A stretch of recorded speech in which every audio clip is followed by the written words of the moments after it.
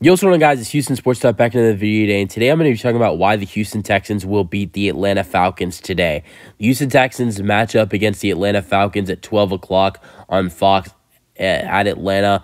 The Houston Texans are, in a position to win their third straight game. The Texans have not won 3 games in a row since 2018, when the Texans won 9 games in a row in the 2018 season after starting off 0-3.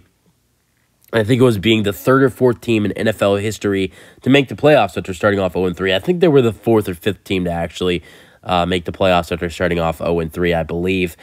So the Texans are in line to win their third straight game.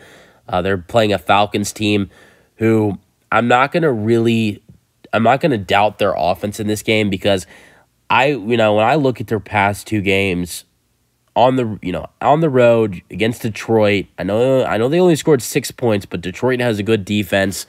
Last week in London against the Jaguars, Jags have a solid defense, but that's not the only thing that's in a place where you're not really used to playing.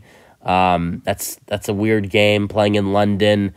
Not only that, the Falcons, their first 2 games at home this year, they're a good home team. So I'm not doubting this Falcons team going into this game. I know this could be a losable game for the Texans for sure. I'm not going in tomorrow's game for the Houston Texans and saying we're winning 100%. I'm not going to act cocky going into this game as a Texans fan. I think the Texans will win. I hope the Texans will win. And I'm not going to say the Texans aren't going to win. Ultimately, that was my mindset going into last week.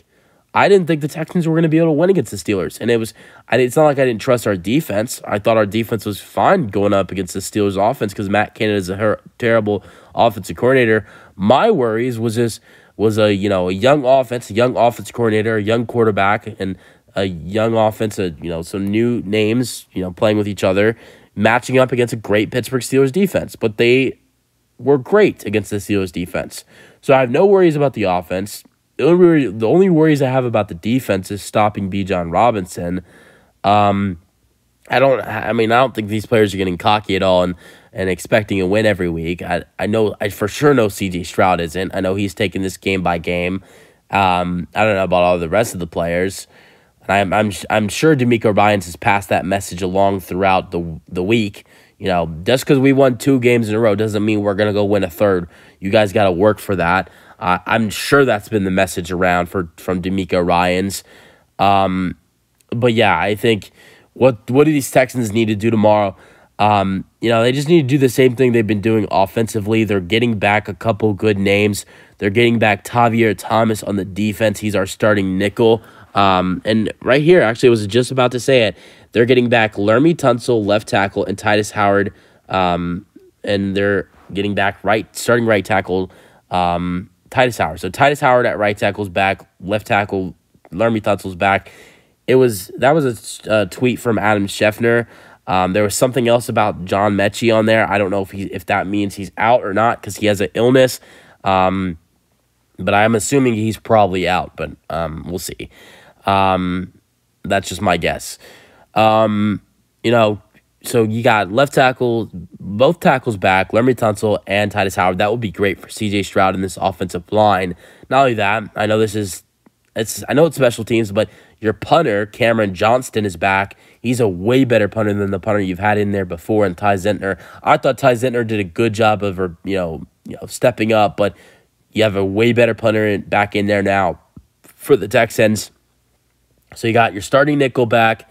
You got your punter back, and you got both of your tackles back. Although your left tackle, your starting linebacker, Christian Harris, is out, and it looks like John Mechie, wide receiver, is out as well.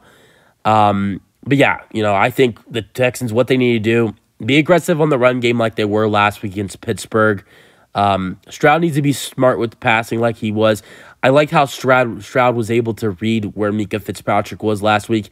He needs to do the same thing going up against a top-notch safety again in Jesse Bates. Stroud was great and not getting fooled by the Steelers' defense and Mika Fitzpatrick and some of their really good safeties that they have on their roster.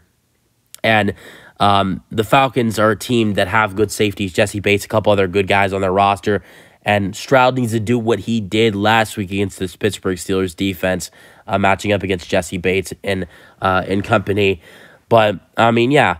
Going into my predictions, I think the Texans win this one.